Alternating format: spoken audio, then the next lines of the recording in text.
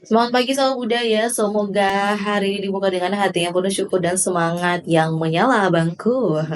Dari Lamongan Selatan, torang bawakan kabar yang menyejukkan jiwa karena semangat toleransi dan kepedulian terhadap alam kembali digaungkan oleh Wakil Bupati Minahasa, Ibu Vanda Sarundaya. Ya, dalam ibadah syukur HUT ke-76 Jemaat Gemim Sion Rumbia yang digelar kemarin ya, Ibu Vanda mengajak seluruh masyarakat khususnya jemaat untuk terus menjaga kerukunan antar golongan. Kehadiran para tokoh agama lintas iman saat itu jadi simbol nyata kalau Lamongan Selatan adalah contoh hidup dari kerukunan yang harus orang jaga bersama. Bukan cuma itu, beliau juga kasih ingat pentingnya tanggung jawab orang semua terhadap alam, tentang pengelolaan sampah, cuaca ekstrim, dan bagaimana orang semua harus lebih peduli menjaga bumi tempat orang berpijak. Nah, sama budaya pagi ini orang mulai dengan semangat baru untuk lebih peduli pada sesama dan juga lingkungan sekitar, karena dari hal-hal kecil yang orang lakukan setiap hari ya, masa depan akan lebih baik kalau dibangun bersama.